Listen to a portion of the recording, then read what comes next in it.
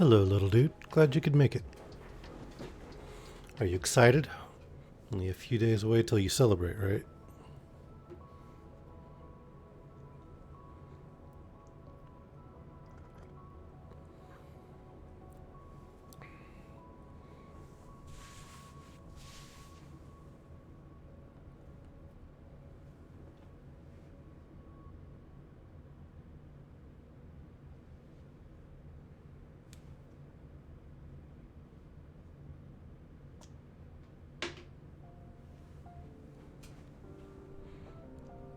Hello, Panda. Welcome. Glad you could make it.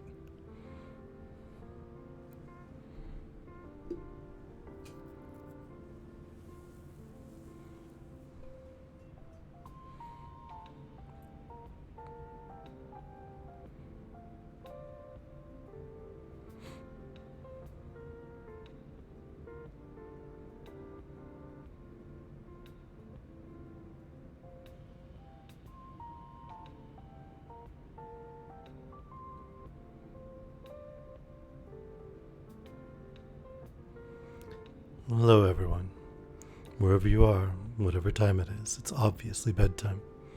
I'm obvious. Glad you're here today. Today we're going to read some poems and stories about the holidays from various places all over the world. At least one by request. Since Panda's here, we're going to read The Snow Queen today. I'd actually never heard of it or read it before, but apparently it is at least tangentially related to Frozen. Not sure if it's in the same way as the Little Mermaid story is related to the movies. In other words, changed greatly for the sake of Disney.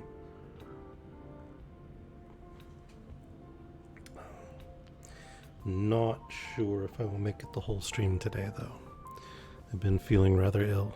I spent most of the day in bed.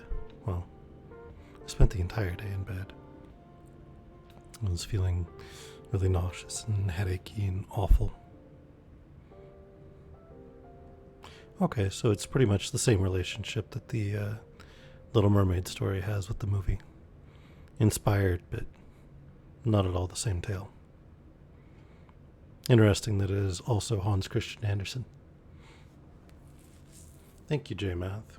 I appreciate the sympathy. Yeah. Oh, I do not like feeling ill. But I am rested and I am medicated and I am here with all of you wonderful people, so hopefully things will go well. Before we get started, I want to say a special thank you to Dr. Zhivago. He's our latest Patreon subscriber. So thank you very much, Dr. Zhivago. I really appreciate the support.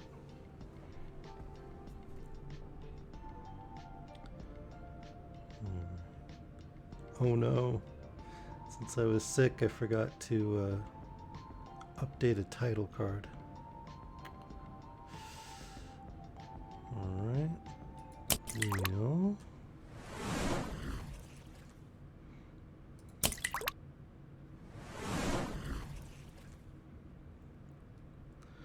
Let's tweak this one real quick.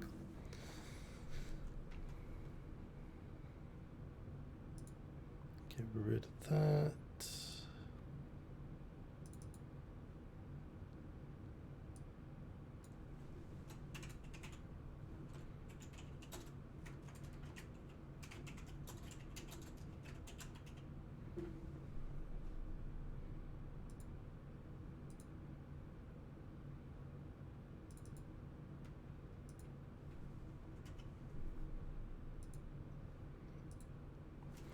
Yeah, you can see I'm definitely off my game. I didn't even have the title card or the main screen ready for everything.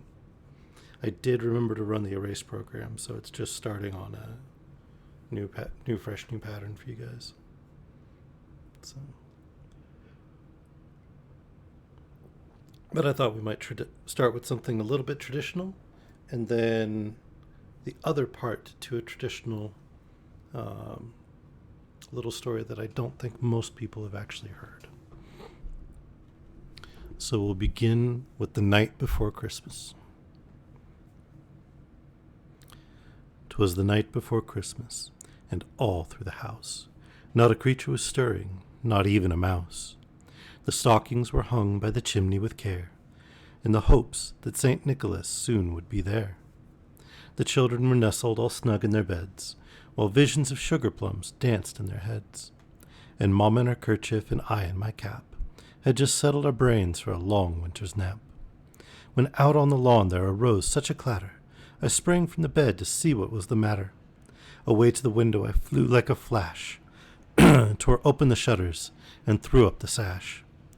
The moon on the breast of the new-fallen snow gave the luster of midday to objects below, when what to my wondering eyes should appear but a miniature sleigh and 8 tiny reindeer.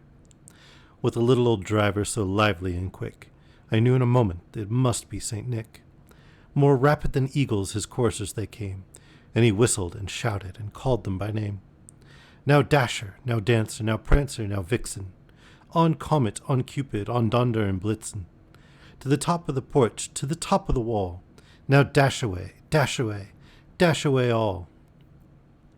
As dry leaves before the wild hurricane fly, when they meet with an obstacle mount to the sky, so up to the housetop the coursers they flew, with the sleigh full of toys and St. Nicholas too. And then in a twinkling I heard on the roof the prancing and pawing of each tiny hoof. As I drew in my head and was turning around, down the chimney St. Nicholas came with a bound. He was dressed all in fur from his head to his foot, and his clothes were all tarnished with ashes and soot. A bundle of toys he had flung on his back, and he looked like a peddler just opening his pack. His eyes, how they twinkled, his dimples, how merry, his cheeks were like roses, his nose like a cherry. His droll little mouth was drawn up in a bow, and the beard on his chin was as white as the snow. The stump of a pipe he held tight in his teeth, and the smoke it encircled his head like a wreath. He was chubby and plump, a right jolly old elf, and I laughed when I saw him, in spite of myself. A wink of his eye and a twist of his head soon gave me to know I had nothing to dread.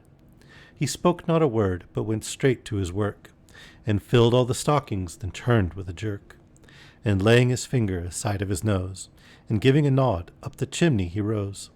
He sprang to his sleigh, to his team gave a whistle, and away they all flew like the down of a thistle. But I heard him exclaim ere he drove out of sight, "Merry Christmas to all, and to all a good night." Now, I'm sure most of you have heard that one, right?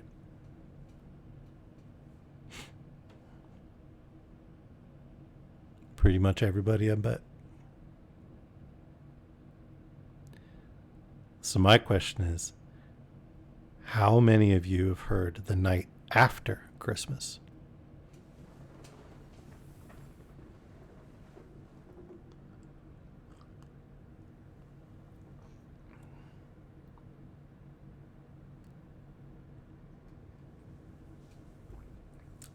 Well, now we're going to read the night after Christmas. 'Twas the night after Christmas, and all through the house not a creature was stirring, excepting a mouse.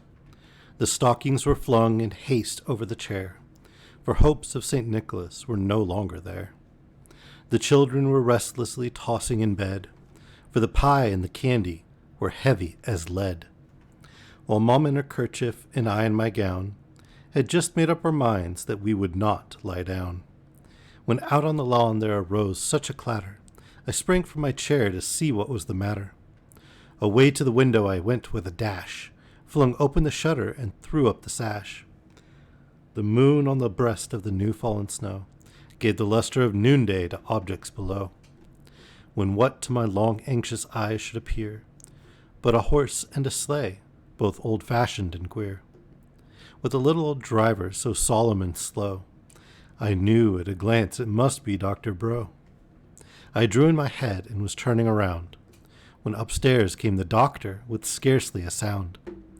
He wore a thick overcoat made long ago, and the beard on his chin was white with the snow. He spoke a few words and went straight to his work.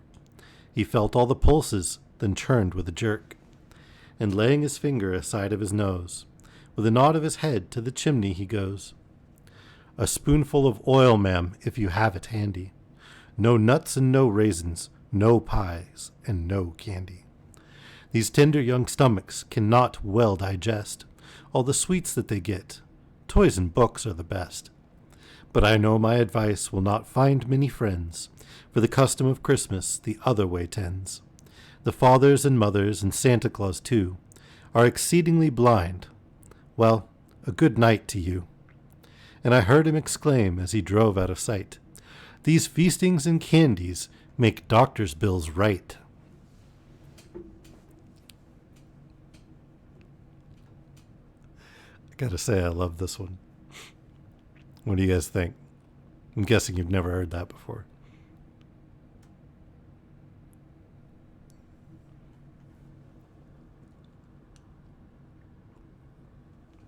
Oh, it's very true. What do you think, little dude? No sweets and candies for Christmas? Keep you from having a tummy ache?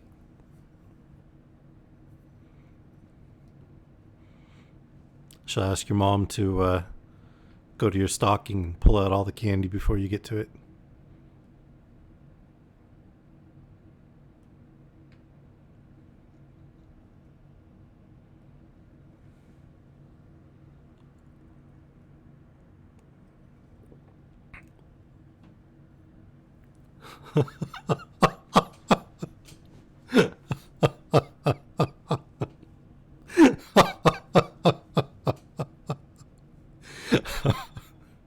Not my candy, Mom. No.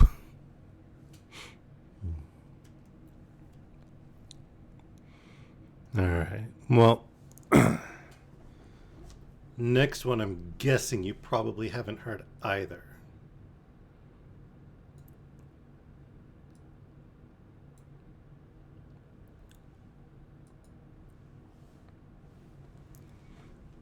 It's better for me to don't. That's funny. All right. So this next one is a very famous poem, but since I believe most of you are in North America, you may not have encountered it before. It is called Tomten by Victor Rydberg. It is a Swedish poem, although I'll be reading an English translation for you. And traditionally it's read every year around this time. Deep in the grip of the midwinter cold, the stars glitter and sparkle. All are asleep on this lonely farm, deep in the winter night. The pale white moon is a wanderer. Snow gleams white on pine and fir. Snow gleams white on the roofs. Only Tomten is awake. Gray he stands by the low barn door, gray by the drifted snow, gazing as many winters he's gazed, up at the moon's chill glow, then at the forest where fir and pine circle the farm in a dusky line, mulling relentlessly a riddle that has no key. Rubs his hand through his beard and hair, shakes his head in his cap. No, that question is much too deep. I cannot fathom that.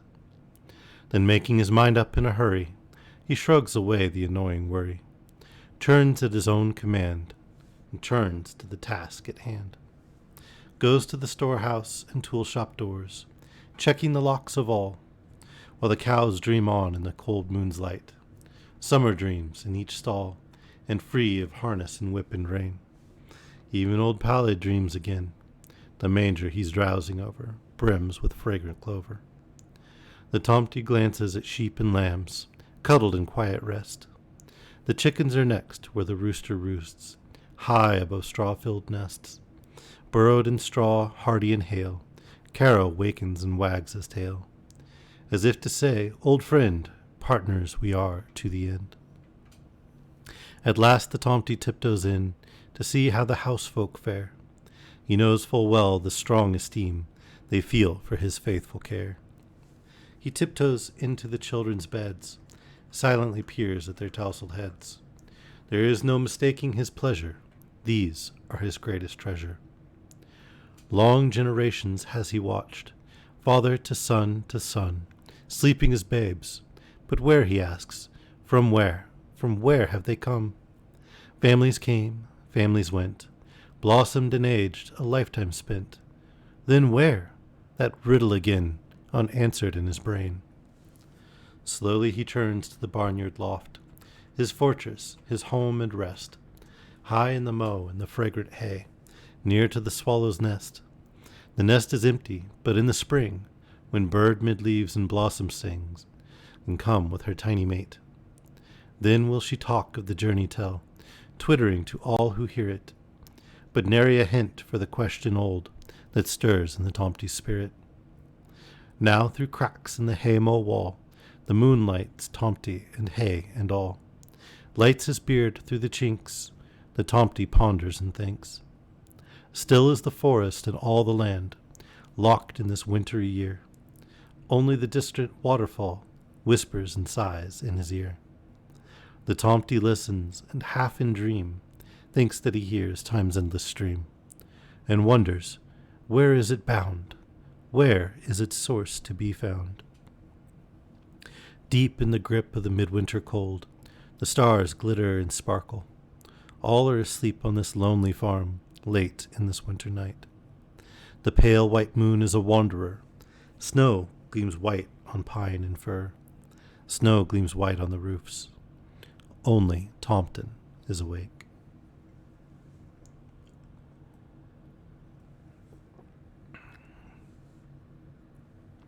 Maybe not the best translation, but still a fairly potent poem.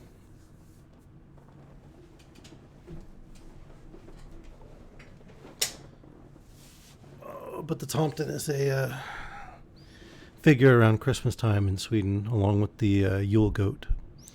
And in some stories, he is the spirit of the original farmer, for whichever farm it happens to be, the one who cleared the land and established the farm and stands watch over it ever after, and over those who came later and worked the land.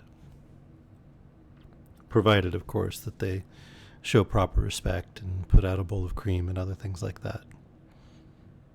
So, strong similarities to some of the stories of the Fae in other lands. But I hope you guys enjoyed that one. Now, by request, we have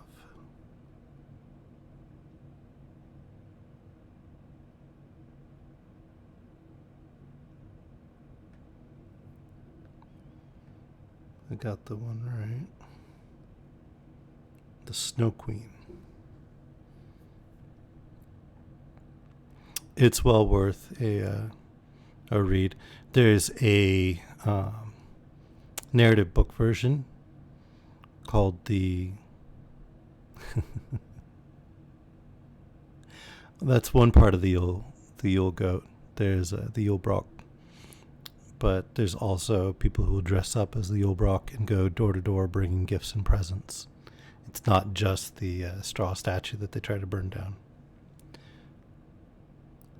But now, by request, we're going to read the Snow Queen. And then, if we have time afterward, I've got some collected Russian stories, including one by Dostoevsky about a Christmas tree and a wedding that I'll read for you. But I'm not sure how long Snow Queen is, so we'll see where we get on it. And then if we don't, we'll read the Dostoevsky one and some of the others tomorrow, because we're going to read holiday stories this week instead of our normal ones. So, the Snow Queen. First story, which treats of a mirror and of the splinters. Now then, let us begin. When we are at the end of the story, we shall know more than we know now. But, to begin, once upon a time, there was a wicked sprite. Indeed, he was the most mischievous of all sprites. One day, he was in a very good humor, for he had made a mirror with the power of causing all that was good and beautiful, when it was reflected therein, to look poor and mean. But that which was good for nothing and looked ugly was shown magnified and increased in ugliness. In this mirror, the most beautiful landscapes looked like boiled spinach, and the best persons were turned into frights, or appeared to stand on their heads. Their faces were so distorted that they were not to be recognized. And if anyone had a mole, you might be sure that it would be magnified and spread over both nose and mouth. "That's glorious fun," said the sprite. If a good thought passed through a man's mind, then a grin was seen in the mirror, and the sprite laughed heartily at his clever discovery. All the little sprites who went to his school, for he kept a sprite school, told each other that a miracle had happened, and that now only, as they thought, it would be possible to see how the world really looked. They ran about with the mirror, and at last there was not a land or a person who was not represented distorted in the mirror. So then they thought they would fly up to the sky and have a joke there. The higher they flew with the mirror, the more terribly it grinned. They could hardly hold it fast. Higher and higher still they flew, nearer and nearer to the stars, when suddenly the mirror shook so terribly with grinning that it flew out of their hands and fell to the earth, where it was dashed in 100,000,000 and more pieces. And now it worked much more evil than before, for some of these pieces were hardly so large as a grain of sand, and they flew about in the wide world, and when they got into people's eyes, there they stayed, and then people saw everything perverted, or only had an eye for that which was evil. This happened because the very smallest bit had the same power which the whole mirror had possessed. Some persons even got a splinter in their heart, and then it made one shudder, for their heart became like a lump of ice. Some of the broken pieces were so large that they were used for window panes, through which one could not see one's friends. Other pieces were put in spectacles, and that was a sad affair when people put on their glasses to see well and rightly. Then the wicked sprite laughed till he almost choked, for all this tickled his fancy. The fine splinters still flew about in the air, and now we shall hear what happened next. The second story, A Little Boy and a Little Girl. In a large town, where there are so many houses and so many people that there is no roof left for everybody to have a little garden, and where, on this account, most persons are obliged to content themselves with flowers in pots, there lived two little children, who had a garden somewhat larger than a flower pot. They were not brother and sister, but they cared for each other as much as if they were. Their parents lived exactly opposite. They inhabited two garrets, and where the roof of the one house joined that of the other, and the gutter ran along the extreme end of it, there was to each house a small window. One needed only to step over the gutter to get from one window to the other. The children's parents had large wooden boxes there, in which vegetables for the kitchen were planted, and little rose trees besides. There was a rose in each box, and they grew splendidly. They now thought of placing the boxes across the gutter, so that they nearly reached from one window to the other, and looked just like two walls of flowers. The tendrils of the peas hung down over the boxes, and the rose tree shot up long branches, twined round the windows, and then bent toward each other. It was almost like a triumphal arch of foliage and flowers. The boxes were very high, and the children knew that they must not creep over them, so they often obtained permission to get out of the windows to each other and to sit on their little stools among the roses, where they could play delightfully. In winter there was an end of this pleasure. The windows were often frozen over, but then they heated copper farthings on the stove, and laid the hot farthing on the window pane, and then they had a capital peephole, quite nicely rounded, and out of each peeped a gentle, friendly eye. It was the little boy and the little girl who were looking out. His name was Kay. Hers was Gerda. In summer, with one jump they could get to each other, but in winter they were obliged first to go down the long stairs, and then up the long stairs again, and out of doors there was quite a snowstorm. "It is the white bees that are swarming," said Kay's old grandmother. "Do the white bees choose a queen?" asked the little boy, for he knew that the honey bees always have one. "Yes," said the grandmother. She flies where the swarm hangs in the thickest clusters.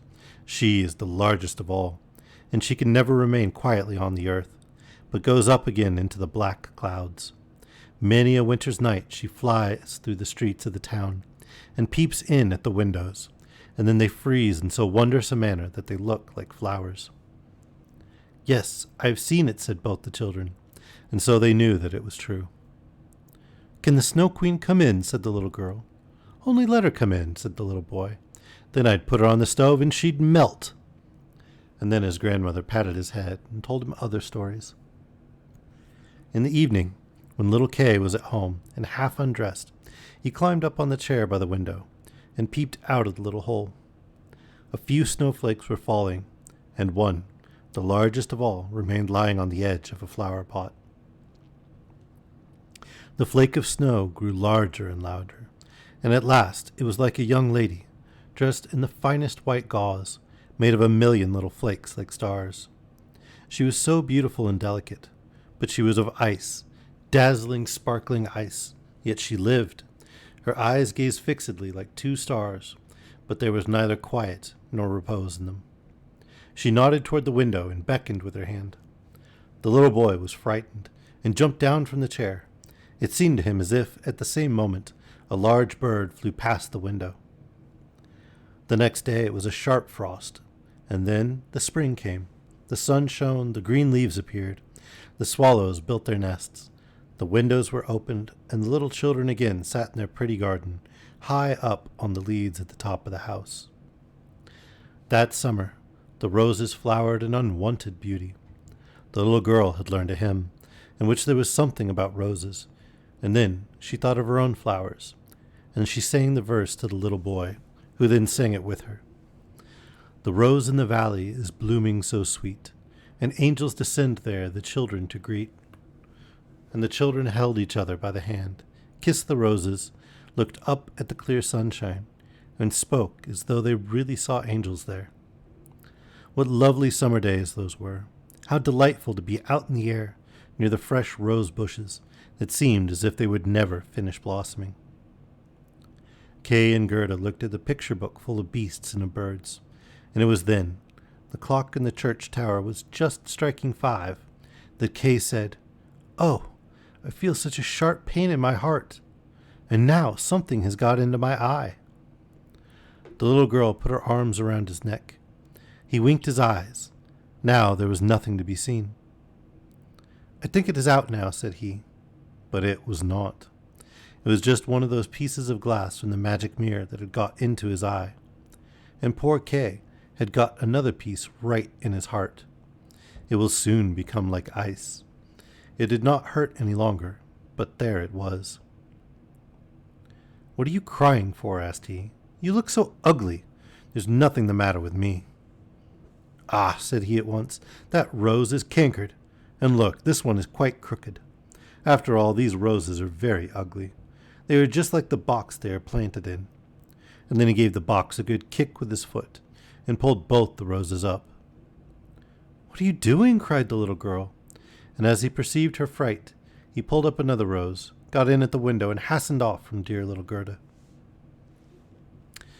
Afterwards, when she brought her picture book, he asked, "What horrid beasts have you there?"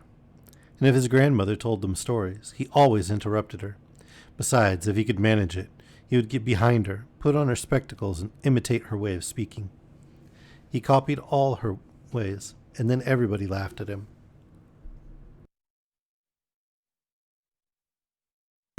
Sorry, I had to sneeze. He was soon able to imitate the gait and manner of everyone in the street. Everything that was peculiar and displeasing in them, Kay knew how to imitate. And at such times all the people said, "The boy is certainly very clever." But it was the glass he had got in his eye, the glass that was sticking in his heart, which made him tease even little Gerda, whose whole soul was devoted to him. His games now were quite different than what they had formerly been. They were so very knowing. One winter's day, when the flakes of snow were flying about, he spread the skirts of his blue coat and caught the snow as it fell. "Look through this glass, Gerda," said he, and every flake seemed larger and appeared like a magnificent flower or beautiful star. It was splendid to look at. "Look, how clever," said Kay. "That's much more interesting than real flowers. They are as exact as possible. There is not a fault in them if they did not melt." It was not long after this that Kay came one day with large gloves on and his little sledge at his back, and bawled right into Gerda's ears, "I have permission to go out into the square where the others are playing." And off he was in a moment. There, in the marketplace, some of the boldest of the boys used to tie their sledges to the carts as they passed by, and so they were pulled along and got a good ride. It was so capital. Just as they were in the very height of their amusement, a large sledge passed by. It was painted quite white, and there was someone in it wrapped up in a rough white mantle of fur, with a rough white fur cap on his head. The sledge drove round the square twice, and Kay tied on his sledge as quickly as he could, and off he drove with it. On they went, quicker and quicker into the next street, and the person who drove turned round to Kay, and nodded to him in a friendly manner, just as if they knew each other. Every time he was going to untie his sledge, the person nodded to him, and then Kay sat quiet. And so on they went till they came outside the gates of the town. Then the snow began to fall so thickly that the little boy could not see an arm's length before him, but still on he went, when suddenly he let go of the string he held in his hand in order to get loose from the sledge. But it was of no use. Still the little vehicle rushed on with the quickness of the wind. He then cried as loud as he could, but no one heard him. The snow drifted and the sledge flew on, and sometimes it gave a jerk as though they were driving over hedges and ditches.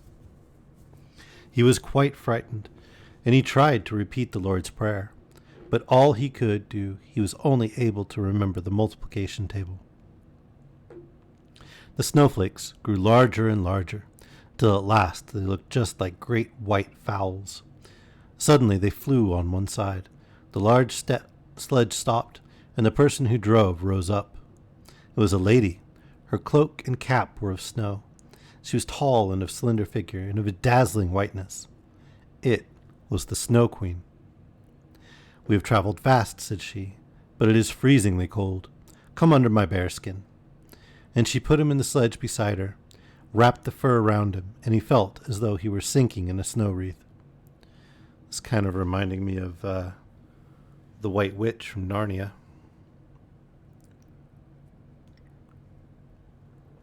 And Edmund.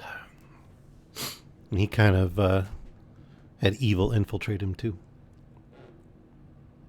"Are you still cold?" asked she, and then she kissed his forehead. Ah, it was colder than ice. It penetrated to his very heart, which was already almost a frozen lump. It seemed to him as if he were about to die.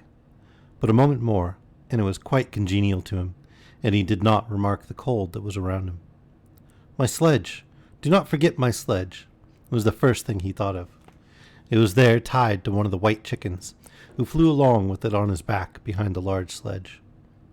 The Snow Queen kissed Kay once more, and then he forgot little Gerda, grandmother, and all whom he had left at his home. "Now you will have no more kisses," said she, "or else I should kiss you to death." Kay looked at her. She was very beautiful. A more clever or a more lovely countenance he could not fancy to himself, and she no longer appeared of ice as before when she sat outside the window and beckoned to him. In his eyes she was perfect. He did not fear her at all, and told her that he could calculate in his head and with fractions, even that he knew the number of square miles there were in the different countries, and how many inhabitants they contained, and she smiled while he spoke. It then seemed to him as if what he knew was not enough, and he looked upwards in the large, huge, empty space above him, and on she flew with him, flew high over the black clouds, while the storm moaned and whistled as though it were singing some old tune. On they flew over woods and lakes, over seas and many lands, and beneath them the chilling storm rushed fast. The wolves howled, the snow crackled. Above them flew large, screaming crows. But higher up appeared the moon, quite large and bright, and it was on it that Kay gazed during the long, long winter's night. while by day he slept at the feet of the Snow Queen. Third story, of the flower garden at the old woman's who understood witchcraft. But what became of little Gerda when Kay did not return? Where could he be? Nobody knew. Nobody could give any intelligence. All the boys knew was that they had seen him tie his sledge to another large and splendid one, which drove down the street and out of the town. Nobody knew where he was. Many sad tears were shed, and little Gerda wept long and bitterly. At last she said he must be dead, that he had been drowned in the river which flowed close to the town. Oh, those were very long and dismal winter evenings. At last spring came with its warm sunshine. Kay is dead and gone, said little Gerda. That I don't believe, said the sunshine. Kay is dead and gone, said she to the swallows. That I don't believe, said they. And at last little Gerda did not think so any longer either. I'll put on my red shoes, said she, one morning. Kay has never seen them, and then I'll go down to the river and ask there. It was quite early. She kissed her old grandmother, who was still asleep, put on her red shoes, and went alone to the river. Is it true that you have taken my little playfellow? I will make you a present of my red shoes if you will give him back to me. And as it seemed to her, the blue waves nodded in a strange manner. Then she took off her red shoes, the most precious things she possessed, and threw them both into the river. But they fell close to the bank, and the little waves bore them immediately to land. It was as if the stream would not take what was dearest to her, for in reality it had not got little Kay. But Gerda thought that she had not thrown the shoes out far enough, so she clambered into a boat which lay among the rushes, went to the farthest end, and threw out the shoes. But the boat was not fastened, and the motion which she occasioned made it drift from the shore. She observed this and hastened to get back, but before she could do so, the boat was more than a yard from the land, and was gliding quickly onward. Little Gerda was very frightened, and began to cry, but no one heard her except the sparrows, and they could not carry her to land. But they flew along the bank and sang as if to comfort her. Here we are, here we are. The boat drifted with the stream. Little Gerda sat quite still, without shoes, for they were swimming behind the boat, but she could not reach them because the boat went much faster than they did. The banks on both sides were beautiful, lovely flowers, vulnerable trees, and slopes with sheep and cows, but not a human being was to be seen. Perhaps the river will carry me to little Kay, said she, and then she grew less sad. She rose and looked for many hours at the beautiful green banks. Presently she sailed by a large cherry orchard, where was a little cottage with curious red and blue windows. It was thatched, and before it 2 wooden soldiers stood sentry, and presented arms when anyone went past. Gerda called to them, for she thought they were alive, but they, of course, did not answer. She came close to them, for the stream drifted the boat quite near the land. Gerda called still louder, and an old woman then came out of the cottage, leaning upon a crooked stick. She had a large, broad-brimmed hat on, painted with the most splendid flowers. Poor little child, said the old woman, how did you get upon the large, rapid river, to be driven about so in the wide world? And then the old woman went into the water, caught hold of the boat with her crooked stick, drew it to the bank, and lifted little Gerda out. And Gerda was so glad to be on dry land again, but she was rather afraid of the strange old woman.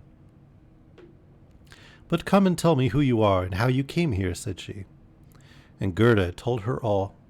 And the old woman shook her head and said, Ahem, ahem. And when Gerda had told her everything, and asked her if she had not seen little Kay, the woman answered that he had not passed there, but he no doubt would come, and she told her not to be cast down, but taste her cherries, and look at her flowers, which were finer than any in a picture book, each of which could tell a whole story.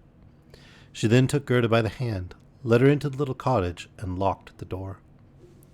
The windows were very high up. The glass was red, blue, and green, and the sunlight shone through quite wondrously in all sorts of colors. On the table stood the most exquisite cherries, and Gerda ate as many as she chose, for she had permission to do so. While she was eating, the old woman combed her hair with a golden comb, and her hair curled and shone with a lovely golden color around that sweet little face, which was so round and so like a rose. I have often longed for such a dear little girl, said the old woman. Now you shall see how well we agree together. And while she combed little Gerda's hair, the child forgot her foster brother Kay more and more, for the old woman understood magic. But she was no evil being. She only practiced witchcraft a little for her own private amusement. And now she wanted very much to keep little Gerda. She therefore went out in the garden, stretched out her crooked stick toward the rose bushes, which, beautifully as they were blowing, all sank into the earth, and no one could tell where they had stood. The old woman feared that if Gerda should see the roses, she would then think of her own, would remember little Kay, and run away from her. She now led Gerda into the flower garden. Oh, what odor and what loveliness was there! Every flower that one could think of, and of every season, stood there in fullest bloom. It's also why you tell people where you're going and when you're leaving, so that they know where to look for you.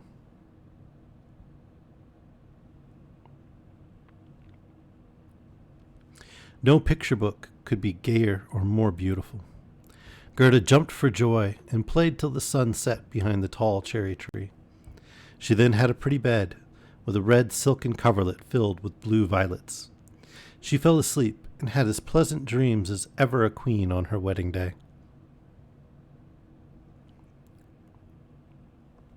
The next morning she went to play with the flowers in the warm sunshine, and thus passed away a day. Gerda knew every flower, and numerous as they were, it still seemed to Gerda that one was wanting, though she did not know which. One day, while she was looking at the hat of the old woman painted with flowers, the most beautiful of them all seemed to her to be a rose. The old woman had forgotten to take it from her hat when she made the others vanish in the earth. But so it is when one's thoughts are not collected.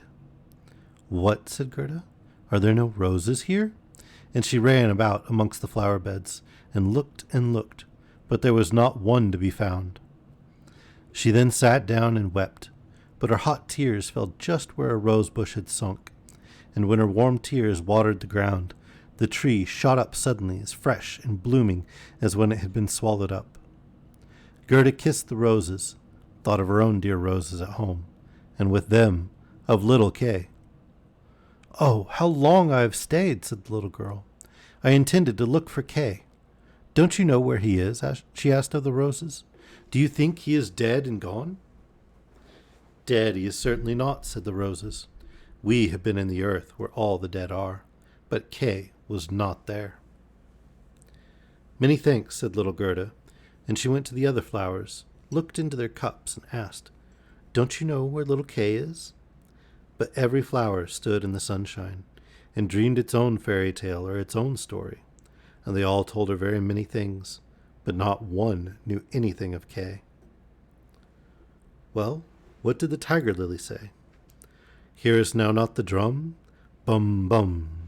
Those are the only two tones, always bum, bum. Hark to the plaintive song of the old woman, to the call of the priests. The Hindu woman in her long robe stands upon the funeral pyre.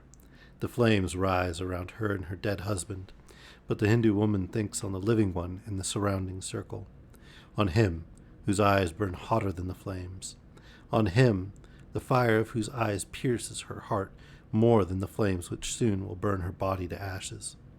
Can the heart's flame die in the flame of the funeral pile? I don't understand that at all, said little Gerda. That is my story, said the lily. What did the convolvulus say? Projecting over a narrow mountain path, there hangs an old feudal castle. Thick evergreens grow on the dilapidated walls, and around the altar, where a lovely maiden is standing. She bends over the railing and looks out upon the rose. No fresher rose hangs on the branches than she. No apple blossom carried away by the wind is more buoyant. How her silken robe is rustling. Is he not yet come? Is it Kay that you mean? Asked little Gerda. I am speaking about my story. About my dream, answered the convolvulus. What did the snowdrops say? Man, I thought I blocked that thing. I added that to the banned words for Twitch.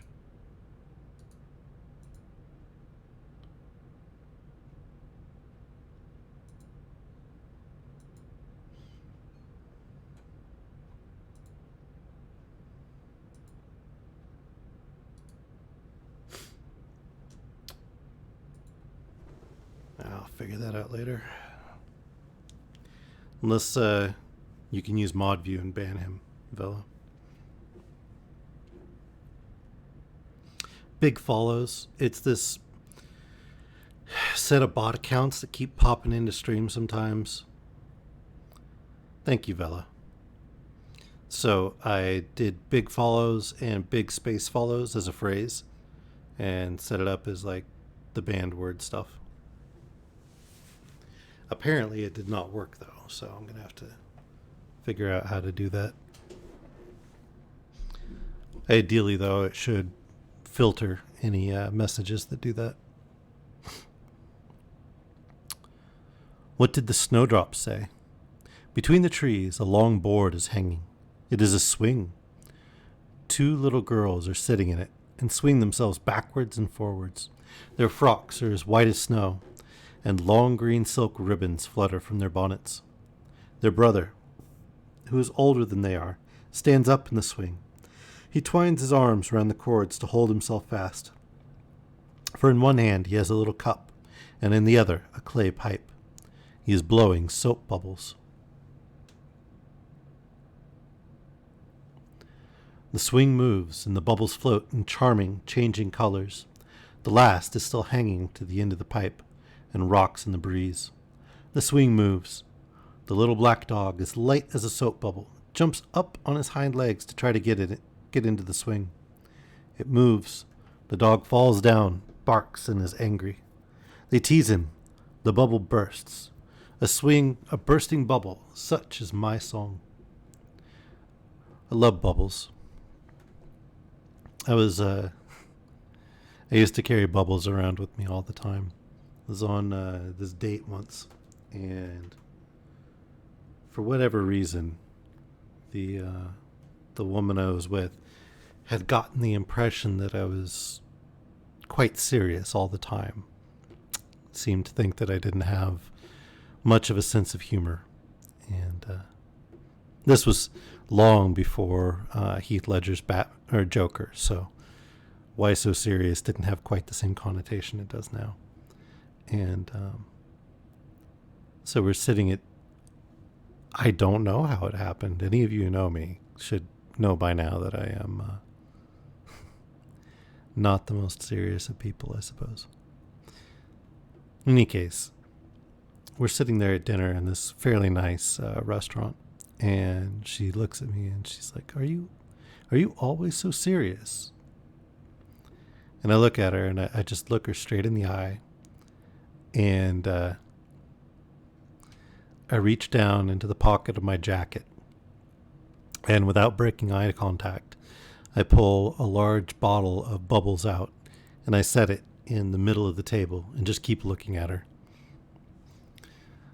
And she was absolutely delighted, died laughing, and we ended up going down to the harbor and blowing bubbles and watching the ships come in. It was a fairly nice night. We ended up not being particularly compatible, and we didn't really go out again after that. We talked a few times, but no further dates. But it was a good night, and I thought it an excellent reply to her asking me if I was always so serious.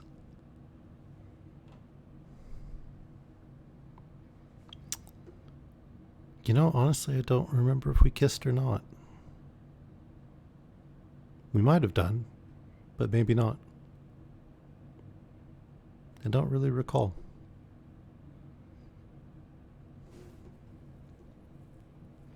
It was a long time ago in a faraway land.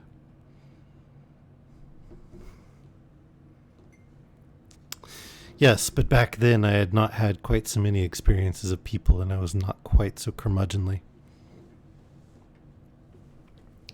Anyway, slight tangent. Back to the Snow Queen story. What you relate may be very pretty, but you tell it in so melancholy a manner, and do not mention Kay. What do the hyacinths say? There were once upon a time 3 sisters, quite transparent and very beautiful. The robe of the one was red, that of the second blue, and that of the third white. They danced hand in hand beside the calm lake in the clear moonshine. They were not elfin maidens, but mortal children. A sweet fragrance was smelt, and the maidens vanished in the wood. The fragrance grew stronger. 3 coffins, and in them 3 lovely maidens, glided out of the forest and across the lake. The shining glowworms flew around like little floating lights. Do the dancing maidens sleep, or are they dead? The odor of the flowers says they are corpses. The evening bell tolls for the dead. You make me quite sad, said little Gerda. I cannot help thinking of the dead maidens. Oh, is little Kay really dead? The roses have been in the earth, and they say no. Ding dong sounded the hyacinth bells. We do not toll for little Kay. We do not know him. That is our way of singing, the only one we have. And Gerda went round to the ranunculuses that looked forth from among the shining green leaves. You are a little bright sun, said Gerda. Tell me if you know where I can find my playfellow. And the ranunculus shone brightly, and looked again at Gerda. What song could the ranunculus sing? It was one that said nothing about Kay either. In a small court, the bright sun was shining in the first days of spring. The beams glided down the white walls of a neighbor's house, and close by the fresh yellow flowers were growing, shining like gold in the warm sun rays. An old grandmother was sitting in the air.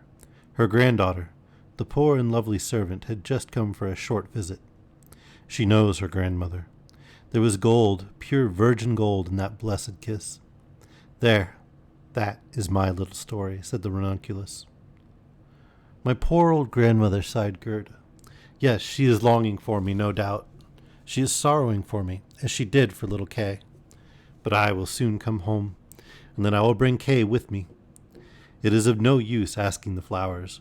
They only know their own old rhymes, and can tell me nothing. And she tucked up her frock to enable her to run quicker. But the narcissus gave her a knock on the leg just as she was going to jump over it. So she stood still, looked at the long yellow flower, and asked, You perhaps know something? And she bent down to the narcissus. And what did it say? I can see myself. I can see myself. Oh, how odorous I am. Up in the little garret there stands, half-dressed, a little dancer. She stands now on one leg, now on both. She despises the whole world, yet she lives only in imagination. She pours water out of the teapot over a piece of stuff which she holds in her hand. It is the bodice. Cleanliness is a fine thing. The white dress is hanging on the hook. It was washed in the teapot and dried on the roof. She puts it on, ties a saffron-colored kerchief round her neck, and then the gown looks whiter. I can see myself. I can see myself. That's nothing to me, said little Gerda. That does not concern me. And then off she ran to the further end of the garden. The gate was locked, but she shook the rusted bolt till it was loosened, and the gate opened, and little Gerda ran off barefooted into the wide world. She looked round her thrice, but no one followed her. At last she could run no longer. She sat down on a large stone, and when she looked about her, she saw that the summer had passed. It was late in the autumn, but that one could not remark in the beautiful garden, where there was always sunshine, and where there were flowers the whole year round. Dear me, how long I have stayed, said Gerda. Autumn is come. I must not rest any longer. And she got up to go further. And oh, how tender and wearied her little feet were. All around it looked so cold and raw. The long willow leaves were quite yellow, and the fog dripped from them like water. One leaf fell after the other. The sloes only stood full of fruit, which set one's teeth on edge. Oh, how dark and comfortless it was in the dreary world.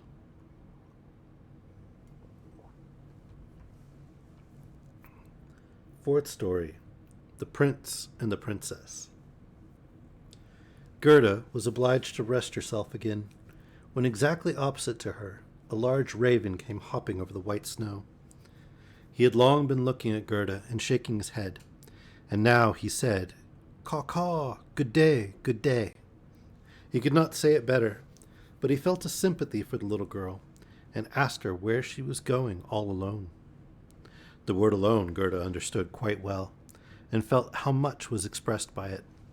So she told the raven her whole history, and asked if he had not seen Kay.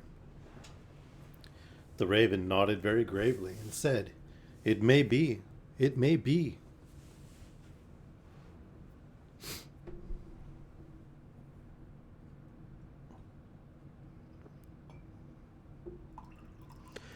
"What? Do you really think so?" cried the little girl, and she nearly squeezed the raven to death, so much did she kiss him. "Gently, gently," said the raven. "I think I know. I think it may be little Kay. But now he has forgotten you for the princess." "Does he live with a princess?" asked Gerda. "Yes. Listen," said the raven, "but it will be difficult for me to speak your language. If you understand the raven language, I can tell you better." "No, I have not learned it," said Gerda, "but my grandmother understands it, and she can speak gibberish too. I wish I had learned it." "No matter," said the raven. "I will tell you as well as I can. However, it will be bad enough." And then he told all he knew. In the kingdom where we now are, there lives a princess who is extraordinarily clever. For she has read all the newspapers in the whole world and has forgotten them again, so clever is she. She was lately, it is said, sitting on her throne, which is not very amusing after all, when she began humming an old tune, and it was just, "Oh, why should I not be married?" "That song is not without its meaning," said she, and so then she was determined to marry. But she would have a husband who knew how to give an answer when he was spoken to, not one who looked only as if he were a great personage, for that is so tiresome. She then had all the ladies of the court drummed together, and when they heard her intention, all were very pleased, and said, "We are glad to hear it. It is the very thing we were thinking of." "You may believe every word I say," said the raven, "for I have a tame sweetheart that hops about in the palace quite free, and it was she who told me all this." The newspapers appeared forthwith with a border of hearts and the initials of the princess, and therein you might read that every good-looking young man was at liberty to come to the palace and speak to the princess. And he who spoke in such wise as showed he felt himself at home there, that one the princess would choose for her husband. "Yes, yes," said the raven, "you may believe it. It is as true as I am sitting here. People came in crowds. There was a crush in a hurry, but no one was successful, either on the first or second day. They could all talk well enough when they were out in the street, but as soon as they came inside the palace gates, and saw the guard richly dressed in silver, and the lackeys in gold on the staircase, and the large illuminated saloons, then they were abashed, and when they stood before the throne on which the princess was sitting, all they could do was to repeat the last word they had uttered, and to hear it again did not interest her very much.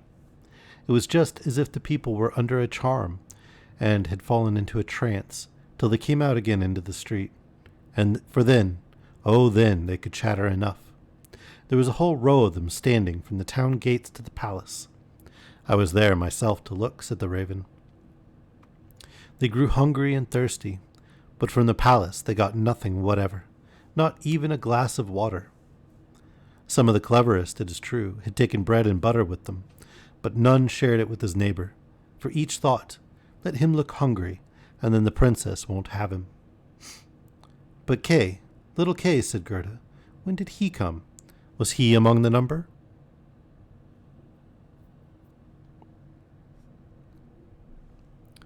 "Patience, patience, we are just come to him. It was on the third day, when a little personage without horse or equipage came marching right boldly up to the palace.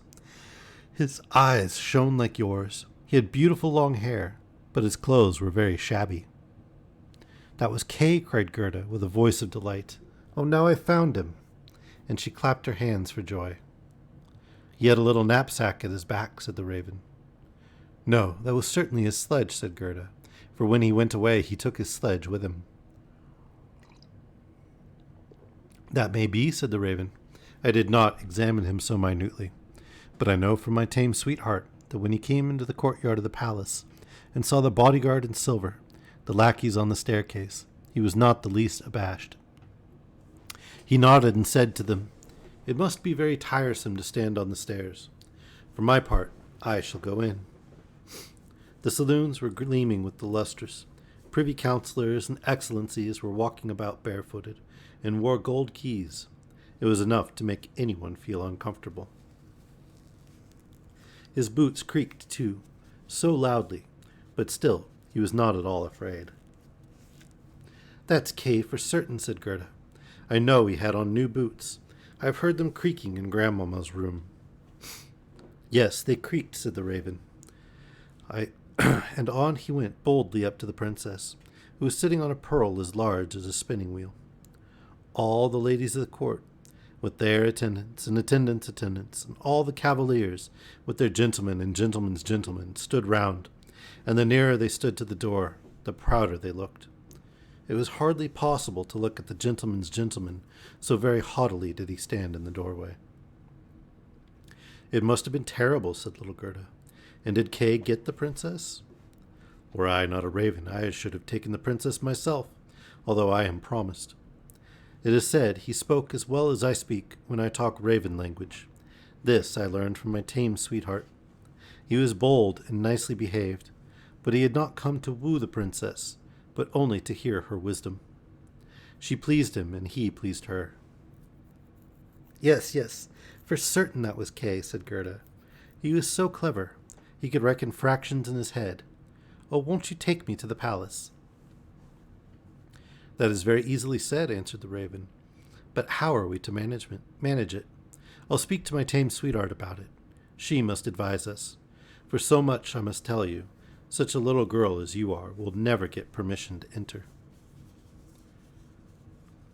Oh, yes, I shall, said Gerda.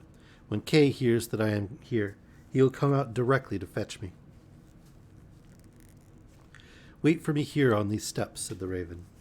He moved his head backwards and forwards and flew away. The evening was closing in when the raven returned. Caw, said he. She sends you her compliments, and here is a roll for you.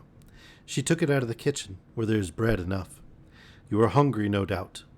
It is not possible for you to enter the palace, for you are barefooted. The guards in silver and the lackeys in gold would not allow it. But do not cry.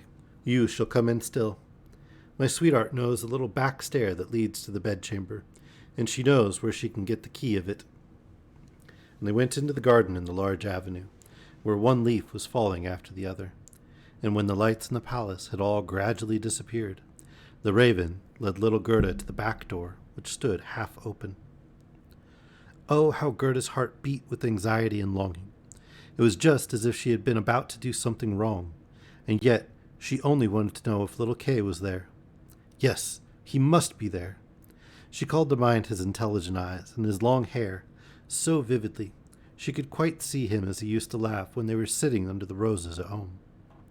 He will, no doubt, be glad to see you, to hear what a long way you have come for his sake, to know how unhappy all at home were when he did not come back. Oh, what a fright and joy it was. They were now on the stairs. A single lamp was burning there, and on the floor stood the tame raven, turning her head on every side and looking at Gerda, who bowed as her grandmother had taught her to do. All right, we'll take a little break right here. Oh, as we went over time.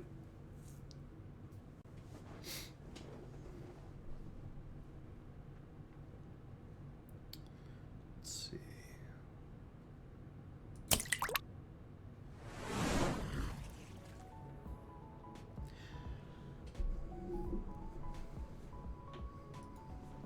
find out what 8-Ball thinks. Is the boy in the palace? Okay.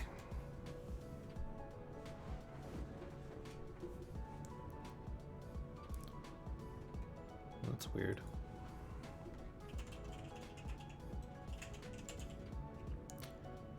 Wants me to sign in Twitch to be able to chat in Streamlabs.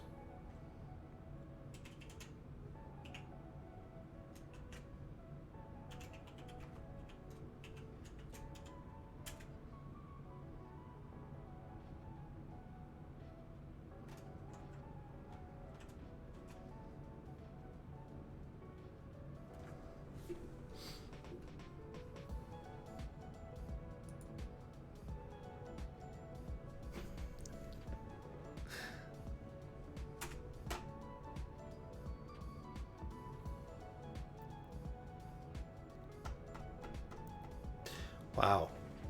8-Ball got more snark. One sec while I take off my pullover.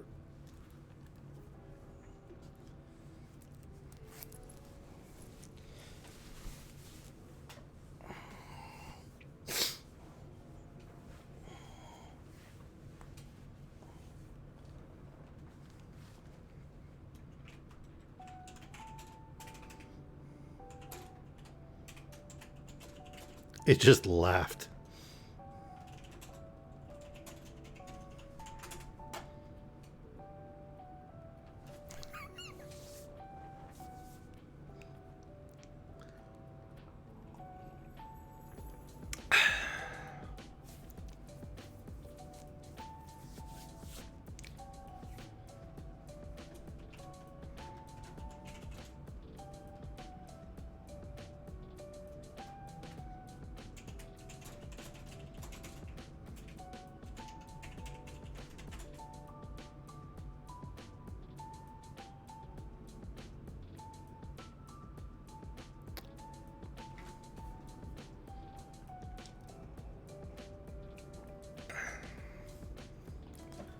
I don't know.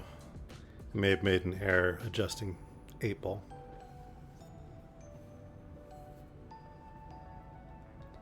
So what do you think? Do you think the boy in the palace is K?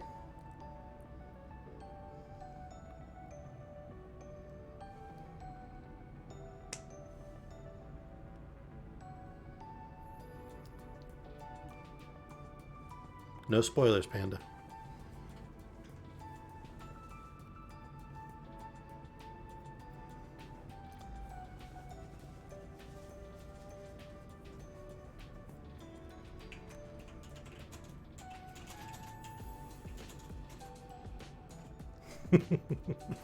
See? No mistakes.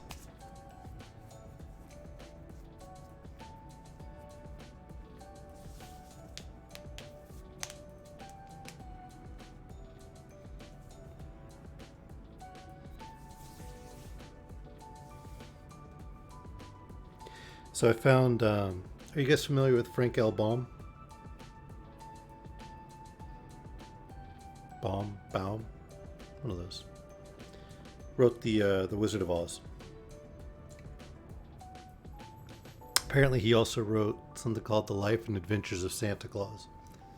It's a kind of variant origin story for Santa. I thought that I might read that this week too.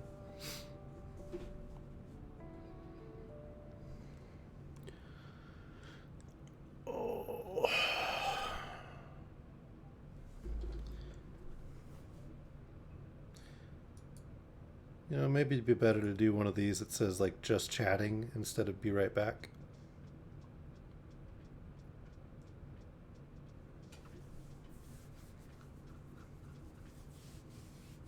Make more sense since I don't usually actually leave during this time. I just take a moment to chat with all of you. But I'll take a look at it. Still have a headache. A little congested, but not bad. So far, no more nausea. So, fingers crossed that it keeps up that way.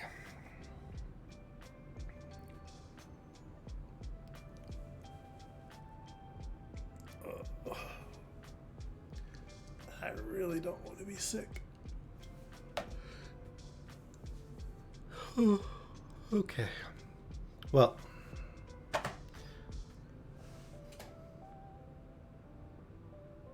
yeah, I don't know.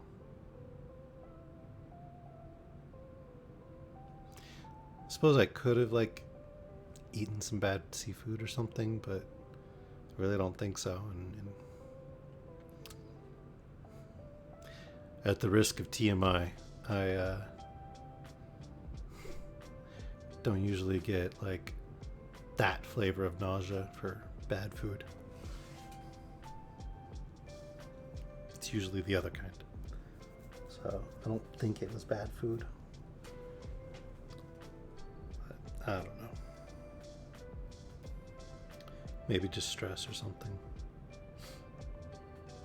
In any case, let's go back to the story.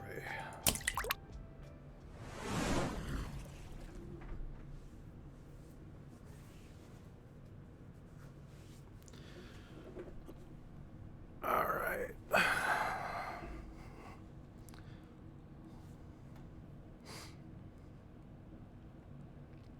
My intended has told me so much good of you, my dear young lady, said the tame raven. Your tale is very affecting. If you will take the lamp, I will go before. We will go straight on, for we shall meet no one. I think there is somebody just behind us, said Gerda, and something rushed past. It was like shadowy figures on the wall. Horses with flowing manes and thin legs. Huntsmen, ladies and gentlemen on horseback. They are only dreams, said the raven. They come to fetch the thoughts of the high personage to the chase. 'Tis well, for now you can observe them in bed all the better. But let me find, when you enjoy honor and distinction, that you possess a grateful heart.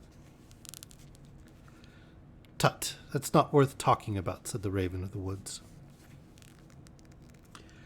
I think this is supposed to be salon, not saloon. Because saloon just doesn't make any sense. They now entered the first salon, which was of rose-colored satin, with artificial flowers on the wall. Here the dreams were rushing past, but they hastened by so quickly that Gerda could not see the high personages. One hall was more magnificent than the other. One might indeed well be abashed, and at last they came into the bedchamber. The ceiling of the room resembled a large palm tree with leaves of glass, of costly glass, and in the middle, from a thick golden stem, hung 2 beds, each of which resembled a lily. One was white, and in this lay the princess.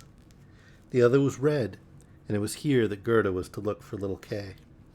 She bent back one of the red leaves and saw a brown neck. Oh, that was Kay. She called him quite loud by name, held the lamp towards him. The dreams rushed back again into the chamber. He awoke, turned his head, and it was not little Kay. The prince was only like him about the neck, but he was young and handsome. And out of the white lily leaves the princess peeped too, and asked what was the matter. Then little Gerda cried, and told her whole history, and all that the ravens had done for her. Poor little thing, said the prince and the princess. They praised the ravens very much, and told them they were not at all angry with them, but they were not to do so again. However, they should have a reward. Will you fly about here at liberty? Asked the princess, or would you like to have a fixed appointment as court ravens with all the broken bits from the kitchen? And both the ravens nodded and begged for a fixed appointment, for they thought of their old age and said, It is a good thing to have a provision for our old days. And the prince got up and let Gerda sleep in his bed, and more than this he could not do. She folded her little hands and thought, how good men and animals are, and she then fell asleep and slept soundly. All the dreams flew in again, and they now looked like the angels. They drew a little sledge in which little Kay sat and nodded his head, but the whole was only a dream, and therefore it all vanished as soon as she awoke. The next day she was dressed from head to foot in silk and velvet. They offered to let her stay at the palace and lead a happy life, but she begged to have a little carriage with a horse in front, and for a small pair of shoes. Then, she said, she would again go forth in the whole wide world and look for Kay. Shoes and a muff were given her. She was, too, dressed very nicely, and when she was about to set off, a new carriage stopped before the door. It was of pure gold, and the arms of the prince and princess shone like a star upon it. The coachman, the footmen, and the outriders, for outriders were there too, all wore golden crowns. The prince and princess assisted her into the carriage themselves, and wished her all success. The Raven of the Woods, who was now married, accompanied her for the first 3 miles. He sat beside Gerda, for he could not bear riding backwards. The other raven stood in the doorway and flapped her wings, for she could not accompany Gerda because she suffered from headache, since she had a fixed appointment and ate so much. The carriage was lined inside with sugar plums, and in the seats were fruits and gingerbread. "Farewell, farewell," cried Prince and Princess, and Gerda wept, and the ravens wept. Thus passed the first miles, and then the raven bade her farewell, and this was the most painful separation of all. He flew into a tree and beat his black wings as long as he could see the carriage, that shone from afar like a sunbeam.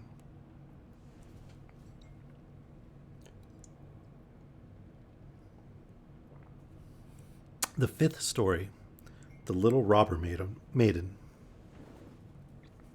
They drove through the dark wood, but the carriage shone like a torch, and it dazzled the eyes of the robbers so that they could not bear to look at it. "'Tis gold, 'tis gold," they cried, and they rushed forward, seized the horses, knocked down the little postilion, the coachman, and the servants, and pulled little Gerda out of the carriage. "How plump, how beautiful she is!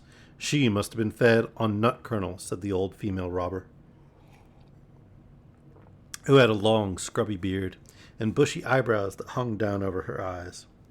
"She is as good as a fatted lamb. How nice she will be!" And then she drew out a knife, the blade of which shone so that it was quite dreadful to behold. "Ow!" cried the woman at the same moment. She had been bitten in the ear by her own little daughter, who hung at her back, and who was so wild and unmanageable that it was quite amusing to see her. "You naughty child," said the mother, and now she had not time to kill Gerda. "She shall play with me," said the little robber child. "She shall give me her muff and her pretty frock. She shall sleep in my bed." And then she gave her mother another bite, so that she jumped and ran round with the pain. And the robbers laughed and said, "Look how she is dancing with the little one." "I will go into the carriage," said the little robber maiden, for she would have her will, for she was very spoiled and very headstrong. She and Gerda got in, and then away they drove over the stumps of felled trees, deeper and deeper into the woods. The little robber maiden was as tall as Gerda, but stronger, broader-shouldered, and of dark complexion. Her eyes were quite black. They looked almost melancholy. She embraced little Gerda and said, "They shall not kill you, as long as I am not displeased with you. You are, doubtless, a princess." "No," said little Gerda, who then related all that had happened to her, and how much she cared about little Kay. The little robber maiden looked at her with a serious air, nodded her head slightly, and said, "They shall not kill you, even if I am angry with you. Then I will do it myself." And she dried Gerda's eyes and put both her hands in the handsome muff, which was so soft and warm. At length the carriage stopped. They were in the midst of the courtyard of a robber's castle. It was full of cracks from top to bottom, and out of the openings magpies and rooks were flying, and the great bulldogs, each of which looked as if he could swallow a man, jumped up, but they did not bark, for that was forbidden. In the midst of the large, old, smoking hall burnt a great fire on the stone floor. The smoke disappeared under the stones, and had to seek its own egress. In an immense cauldron soup was boiling, and rabbits and hares were being roasted on a spit. "You shall sleep with me tonight, with all my animals," said the little robber maiden. They had something to eat and drink, and then went into a corner, where straw and carpets were lying. Beside them, on laths and perches, sat nearly 100 pigeons, all asleep seemingly, but yet they moved a little when the robber maiden came. They are all mine, said she, at the same time seizing one that was next to her by the legs and shaking it so that its wings fluttered. Kiss it, cried the little girl, and flung the pigeon in Gerda's face. Up there's the rabble of the wood, continued she, pointing to several laths which were fastened before a hole high up in the wall. That's the rabble. They would all fly away immediately if they were not well fastened in. And here is my dear old Bach. And she laid hold of the horns of a reindeer that had a bright copper ring round its neck and was tethered to the spot. We are obliged to lock this fellow in too, or he would make his escape. Every evening I tickle his neck with my sharp knife. He is so frightened at it. And the little girl drew forth a long knife from a crack in the wall and let it glide over the reindeer's neck. The poor animal kicked. The girl laughed and pulled Gerda into bed with her. Man, what a little monster. Do you intend to keep your knife while you sleep? Asked Gerda, looking at it rather fearfully. I always sleep with the knife, said the little robber maiden. There is no knowing what may happen. But tell me now, once more, all about little Kay, and why you have started off in the wide world alone. And Gerda related all, from the very beginning. The wood pigeons cooed above in their cage, and the others slept. The little robber maiden wound her arm round Gerda's neck, held the knife in the other hand, and snored so loud that everybody could hear her. But Gerda could not close her eyes, for she did not know whether she was to live or die. The robbers sat round the fire, sang and drank, and the old female robber jumped about so that it was quite dreadful for Gerda to see her. Then the wood pigeon said, Coo, coo, we have seen little Kay. A white hen carries his sledge. He himself sat in the carriage of the Snow Queen, who passed here, down just over the wood as we lay in our nest. She blew upon us young ones, and all died except we two. Coo, coo. What is that you say up there? Cried little Gerda. Where did the Snow Queen go to? Do you know anything about it? She is no doubt gone to Lapland, for there is always snow and ice there. Only ask the reindeer who is tethered there. Ice and snow is there? There it is, glorious and beautiful, said the reindeer. One can spring about in the large, shining valleys. The Snow Queen has her summer tent there, but her fixed abode is high up toward the North Pole, on the island called Spitzbergen. O Kay, poor little Kay, sighed Gerda. Do you choose to be quiet? Said the robber maiden. If you don't, I shall make you. In the morning, Gerda told her all that the wood pigeons had said, and the little maiden looked very serious. But she nodded her head and said, That's no matter. That's no matter. Do you know where Lapland lies? She asked of the reindeer. Who should know better than I? Said the animal, and his eyes rolled in his head. I was born and bred there. There I leapt about on the fields of snow. Listen, said the robber maiden to Gerda. You see that the men are gone, but my mother is still here, and will remain. However, towards morning she takes a draught out of the large flask, and then she sleeps a little. Then I will do something for you. She now jumped out of bed, flew to her mother, and with her arms round her neck, and pulling her by the beard, said, Good morrow, my own sweet nanny-goat of a mother. And her mother took hold of her goat nose and pinched it till it was red and blue, but this was all done out of pure love. When the mother had taken a sup at her flask and was having a nap, the little robber maiden went to the reindeer and said, I should very much like to give you still many a tickling with the sharp knife, for then you are so amusing. However, I will untether you and help you out, so that you may go back to Lapland. But you must make good use of your legs, and take this little girl for me to the palace of the Snow Queen, where her playfellow is. You have heard, I suppose, all she said, for she spoke loud enough, and you were listening. The reindeer gave a bound for joy. The robber maiden lifted up little Gerda, and took the precaution to bind her fast on the reindeer's back. She even gave her a small cushion to sit on. Here are your worsted leggings, for it will be cold, but the muff I shall keep for myself, for it is so very pretty. But I do not wish for you to be cold. Here is a pair of lined gloves of my mother's. They just reach up to your elbow. On with them. Now you look about the hands just like my ugly old mother." And Gerda wept for joy. "I can't bear to see you fretting," said the little robber maiden. "This is just the time when you ought to look pleased. Here are 2 loaves and a ham for you, so that you won't starve." The bread and the meat were fastened to the reindeer's back. The little maiden opened the door, called in all the dogs, and then with her knife cut the rope that fastened the animal, and said to him, "Now off with you, but take good care of the little girl." And Gerda stretched out her hands with the large wadded gloves toward the robber maiden, and said, "Farewell." And the reindeer flew on over bush and bramble, through the great wood, over moor and heath, as fast as he could go. "Dza, dza," was heard in the sky. It was just as if somebody was sneezing. "These are my old northern lights," said the reindeer. "Look how they gleam." And on he now sped, still quicker. Day and night on he went. The loaves were consumed, and the ham too. And now they were in Lapland. The 6th story, The Lapland Woman and the Finland Woman. Suddenly they stopped before a little house, which looked very miserable.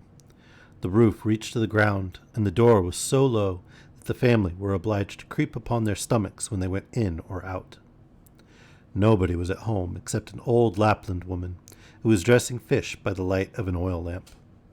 And the reindeer told her the whole of Gerda's history, but first all of his own, for that seemed to him of much greater importance.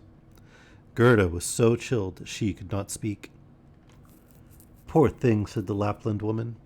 "You have far to run still. You have more than 100 miles to go before you get to Finland. There the Snow Queen has her country house, and burns blue lights every evening. I will give you a few words from me, which I will write on a dryad haberdine, for paper I have none. This you can take with you to the Finland woman, and she will be able to give you more information than I can." When Gerda had warmed herself and had eaten and drunk, the Lapland woman wrote a few words on a dryad haberdine, begged Gerda to take care of them, put her on the reindeer, and bound her fast, and away sprang the animal. "Dza, dza" was again heard in the air. The most charming blue lights burned the whole night in the sky, and at last they came to Finland. They knocked at the chimney of the Finland woman, for as to a door, she had none. There was such a heat inside that the Finland woman herself went about almost naked. She was diminutive and dirty. She immediately loosened little Gerda's clothes, pulled off her thick gloves and boots, for otherwise the heat would have been too great, and after laying a piece of ice on the reindeer's head, read what was written on the fish skin. She read it 3 times. She then knew it by heart, so she put the fish into the cupboard, for it might very well be eaten, and she never threw anything away. Then the reindeer related his own story first, and afterwards that of little Gerda, and the Finland woman winked her eyes, but said nothing. "You are so clever," said the reindeer. "You can, I know, twist all the winds of the world together in a knot. If the seaman looses one knot, then he has a good wind. If a second, then it blows pretty stiffly. If he undoes the third and fourth, then it rages so that the forests are upturned. Will you give the little maiden a potion, that she may possess the strength of 12 men and vanquish the Snow Queen?" "The strength of 12 men," said the Finland woman. "Much good that would be." Then she went to a cupboard and drew out a large skin rolled up. When she had unrolled it, strange characters were to be seen written thereon, and the Finland woman read at such a rate that the perspiration trickled down her forehead. But the reindeer begged so hard for little Gerda, and Gerda looked so imploringly with tearful eyes at the Finland woman, that she winked and drew the reindeer aside into a corner, where they whispered together, while the animal got some fresh ice put on his head. "'Tis true little Kay is at the Snow Queen's, and finds everything there quite to his taste, and he thinks it the very best place in the world. But the reason of that is, he has a splinter of glass in his eye and in his heart. These must be got out first, otherwise he will never go back to mankind, and the Snow Queen will retain her power over him." "But can you give little Gerda nothing to take which will endue her with the power over the whole?" "I can give her no more power than what she already has. Don't you see how great it is? Don't you see how men and animals are forced to serve her? How well she gets through the world barefooted? She must not hear of her power from us. That power lies in her heart because she is a sweet and innocent child. If she cannot get to the Snow Queen by herself and rid little Kay of the glass, we cannot help her. 2 miles hence the garden of the Snow Queen begins. Thither you may carry the little girl. Set her down by the large bush with red berries, standing in the snow. Don't stay talking, but hasten back as fast as possible. And now the Finland woman placed little Gerda on the reindeer's back, and off he ran with all imaginable speed. "Oh, I've not got my boots. I've not brought my gloves," cried little Gerda. She remarked she was without them from the cutting frost, but the reindeer dared not stand still. On he ran till he came to the great bush with the red berries, and there he set Gerda down, kissed her mouth, while large bright tears flowed from the animal's eyes, and then back he went as fast as possible. There stood poor Gerda now, without shoes or gloves, in the very middle of dreadful, icy Finland. She ran on as fast as she could. There then came a whole regiment of snowflakes, but they did not fall from above, and they were quite bright and shining from the aurora borealis. The flakes ran along the ground, and the nearer they came, the larger they grew. Gerda well remembered how large and strange the snowflakes appeared when she once saw them through a magnifying glass. But now they were large and terrific in another manner. They were all alive. They were the outposts of the Snow Queen. They had the most wondrous shapes. Some looked like large and ugly porcupines, others like snakes knotted together, with their heads sticking out, and others again like small fat bears, with the hair standing on end. All were of dazzling whiteness. All were living snowflakes. Little Gerda repeated the Lord's Prayer. The cold was so intense that she could see her own breath, which came like smoke out of her mouth. It grew thicker and thicker, and took the form of little angels that grew more and more when they touched the earth. All had helms on their heads, and lances and shields in their hands. They increased in numbers, and when Gerda had finished the Lord's Prayer, she was surrounded by a whole legion. They thrust at the horrid snowflakes with their spears, so that they flew into 1,000 pieces, and little Gerda walked on bravely and in security. The angels patted her hands and feet, and then she felt the cold less, and went on quickly toward the palace of the Snow Queen. But now we shall see how Kay fared. He never thought of Gerda, and least of all that she was standing before the palace. This is the 7th story, what took place in the palace of the Snow Queen, and what happened afterward. The walls of the palace were of driving snow, and the windows and doors of cutting winds. There were more than 100 halls there, according as the snow was driven by the winds. The largest was many miles in extent.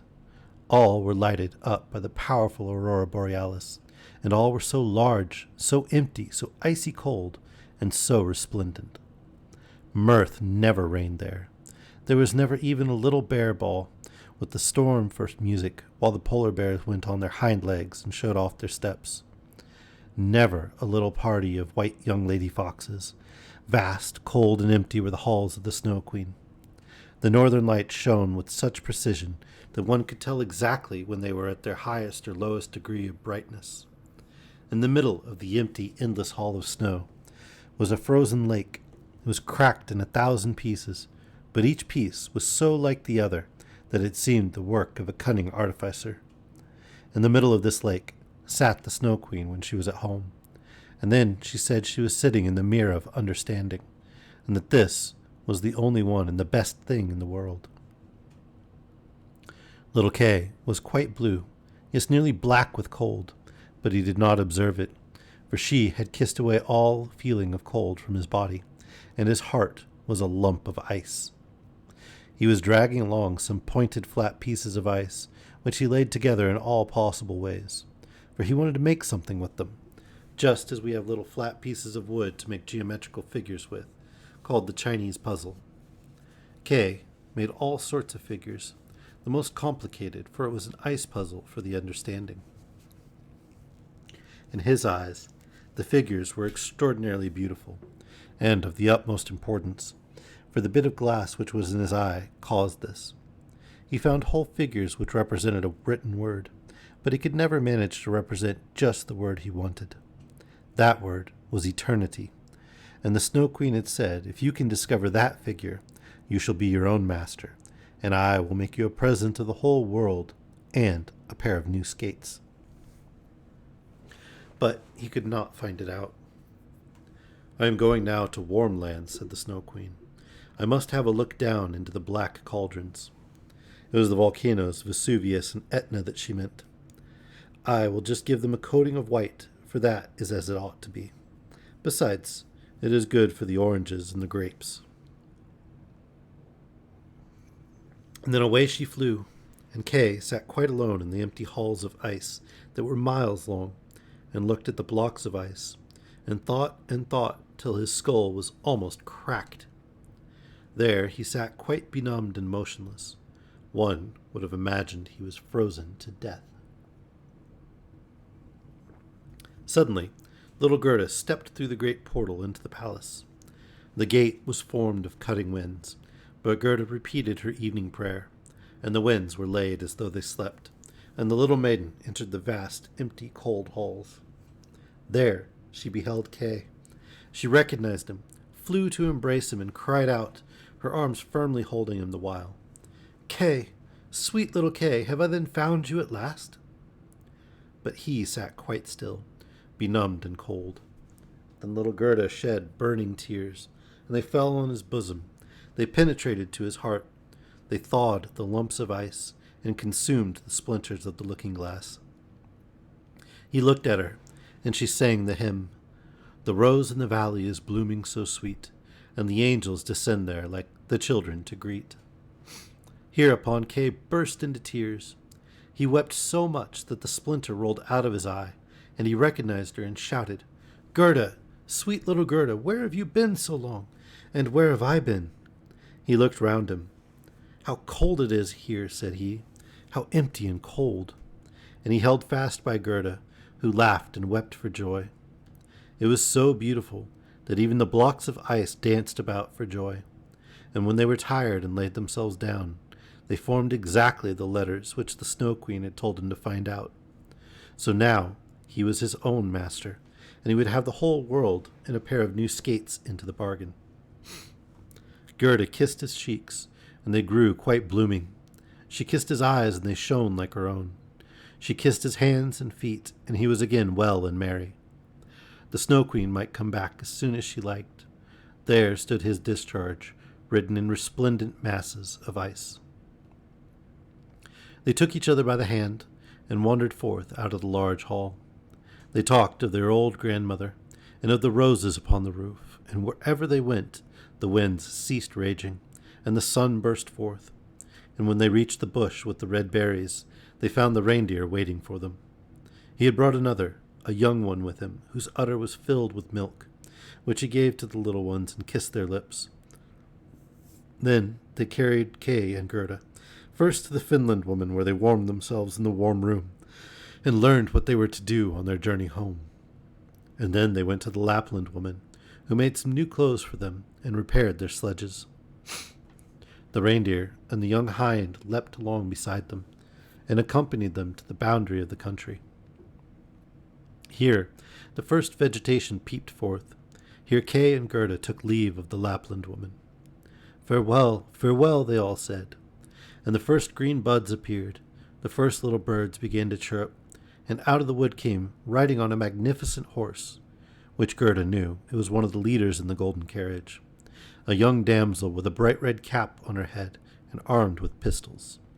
It was the little robber maiden, who, tired of being at home, had determined to make a journey to the north, and afterwards in another direction, if that did not please her. She recognized Gerda immediately, and Gerda knew her too. It was a joyful meeting. "You are a fine fellow for tramping about," said she to little Kay. "I should like to know, faith, if you deserve that one should run from one end of the world to the other for your sake." But Gerda patted her cheeks and inquired for the prince and princess. "They are gone abroad," said the other. "But the raven?" asked little Gerda. "Oh, the raven is dead," she answered. "His tame sweetheart is a widow, and wears a bit of black worsted round her leg. She laments most piteously, but it's all mere talk and stuff. Now tell me what you've been doing, and how you managed to catch him." And Gerda and Kay both told their story. "And Schnipp, Schnapp, Schnurrbasselur," said the robber maiden, and she took the hands of each, and promised that if she should some day pass through the town where they lived, she would come and visit them. And then away she rode.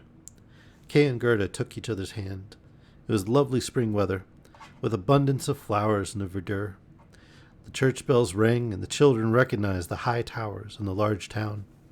It was that in which they dwelt. They entered, and hastened up to their grandmother's room, where everything was standing as formerly. The clock said tick-tack, and the finger moved round, but as they entered, they remarked that they were now grown up. The roses on the leads hung blooming in at the open window. There stood the little children's chairs, and Kay and Gerda sat down on them, holding each other by the hand. They both had forgotten the cold, empty splendor of the Snow Queen, as though it had been a dream. The grandmother sat in the bright sunshine, and read aloud from the Bible. "Unless ye become as little children, ye cannot enter the kingdom of heaven." And Kay and Gerda looked in each other's eyes, and all at once they understood the old hymn. "The rose in the valley is blooming so sweet, and angels descend there the children to greet."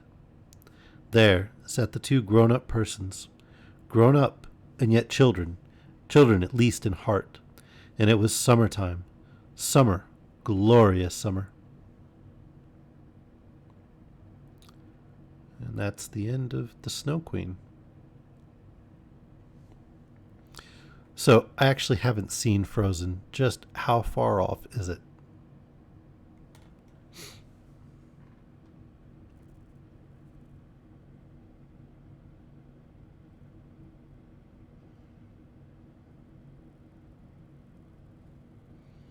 Not the same at all. Okay.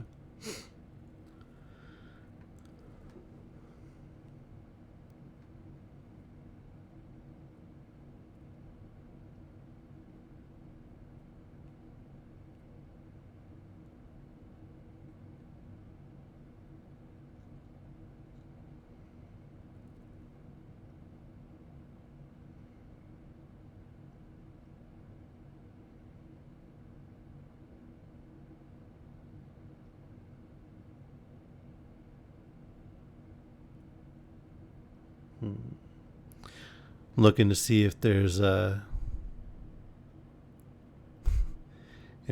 that we can squeeze in the time remaining, or if we need to just close up.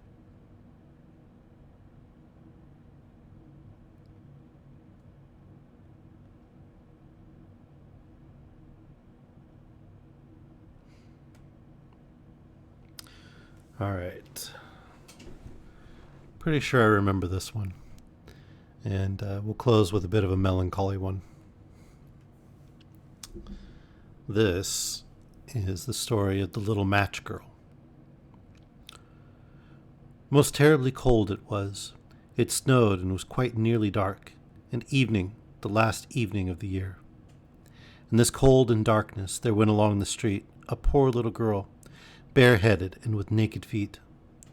When she left home she had slippers on, it is true, but what was the good of that? They were very large slippers, which her mother had hitherto worn. So large were they, and the poor thing lost them as she scuffed away across the street, because of two carriages that rolled by dreadfully fast. One slipper was nowhere to be found. The other had been laid hold of by an urchin, and off he ran with it. He thought it would do capitally for a cradle when he some day or other should have children himself. So the little maiden walked on with her tiny naked feet. They were quite red and blue from the cold. She carried a quantity of matches in an old apron, and she held a bundle of them in her hand. Nobody had bought anything of her the whole livelong day. No one had given her a single farthing. Well, I'm glad I picked one that you were going to ask for. She crept along trembling with cold and hunger, a very picture of sorrow, the poor little thing. The flakes of snow covered her long fair hair, which fell in beautiful curls around her neck. But of that, of course, she never once now thought. From all the windows the candles were gleaming, and it smelt so deliciously of roast goose, for it was New Year's Eve. Yes, of that she thought. In a corner, formed by two houses, of which one advanced more than the other, she seated herself down and cowered together. Her little feet she had drawn up close to her, but she grew colder and colder, and to go home she did not venture, for she had not sold any matches, and could not bring a farthing of money. From her father she would certainly get blows, and at home it was cold too, for above her she had only the roof, through which the wind whistled, even though the largest cracks were stopped up with straw and rags. Her little hands were almost numbed with cold. Oh, a match might afford her a world of comfort, if she only dared take a single one out of the bundle, draw it against the wall, and warm her fingers by it. She drew one out. Wrished, how it blazed, how it burnt! It was a warm, bright flame, like a candle. As she held her hands over it, it was a wonderful light. It seemed really to the little maiden as though she were sitting before a large iron stove, with burnished brass feet and a brass ornament at top. The fire burned with such blessed influence. It warmed so delightfully. The little girl had already stretched out her feet to warm them too. But the small flame went out. The stove vanished. She had only the remains of the burnt-out match in her hand. She rubbed another against the wall. It burned brightly, and where the light fell on the wall, there the wall became transparent like a veil, so that she could see into the room. On the table was spread a snow-white tablecloth. Upon it was a splendid porcelain service, and the roast goose was steaming famously with its stuffing of apple and dried plums. And what was still more capital to behold was the goose hopped down from the dish, reeled about on the floor with knife and fork in its breast, till it came up to the poor little girl, when the match went out, and nothing but the thick, cold, damp wall was left behind. She lighted another match. Now, there she was, sitting under the most magnificent Christmas tree. It was still larger and more decorated than the one which she had seen through the glass door in the rich merchant's house.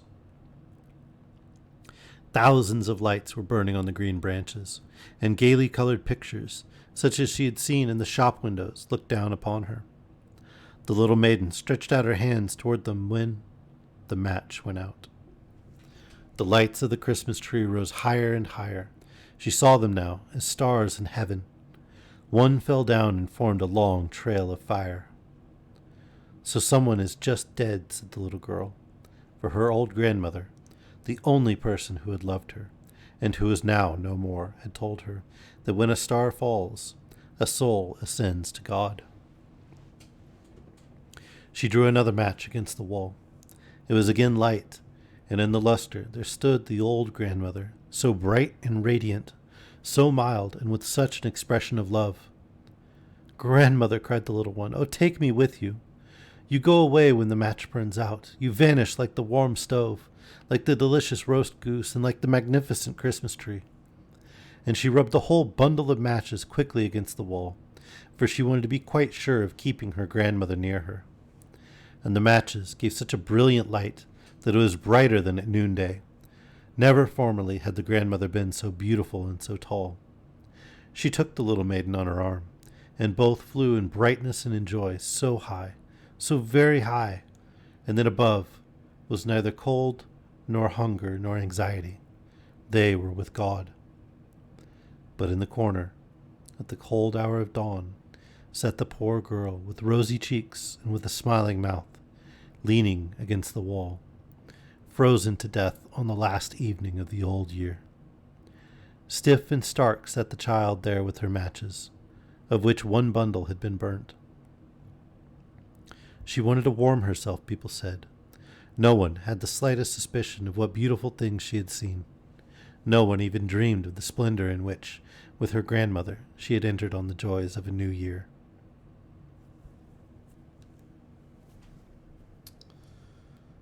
And I think we'll close there. Although it's a very sad story.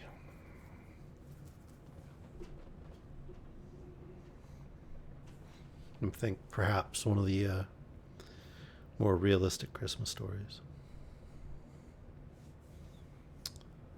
Oh, hey, where the Mongo? Thanks for the follow. I'm glad you like the stories. Yeah.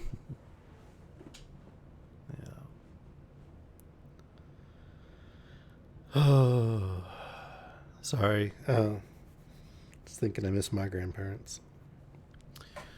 In any case, what do you think? Should we find somebody to raid?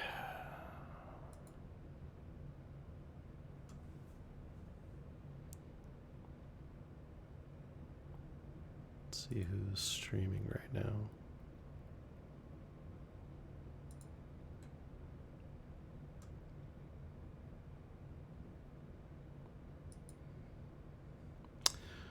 The one we watched the other day with the glass figures is streaming. Should we go check her out?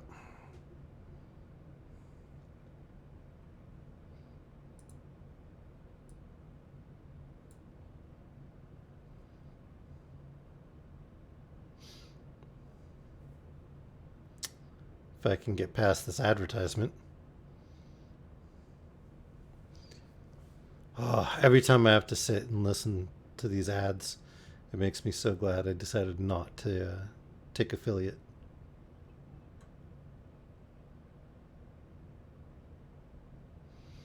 Yeah, so this was the glass blowing stream. Um, she had the torch and she was standing at a workbench. If you guys remember.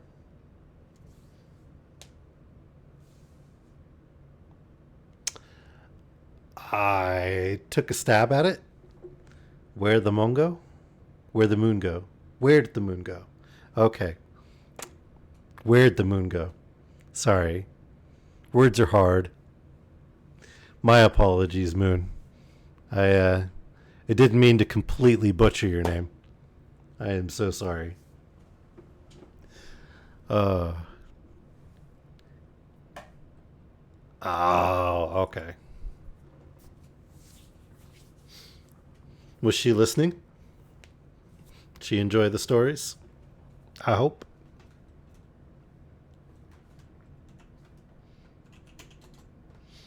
Alright. Let's go raid Sherna again. And away we go. Well, that's good that she likes doing things with you. My kid's been hanging out and playing Undermine with me lately. She really likes it. Although she pouts when she dies to a bunch of flies and I go and kill everything. Alright, here we go.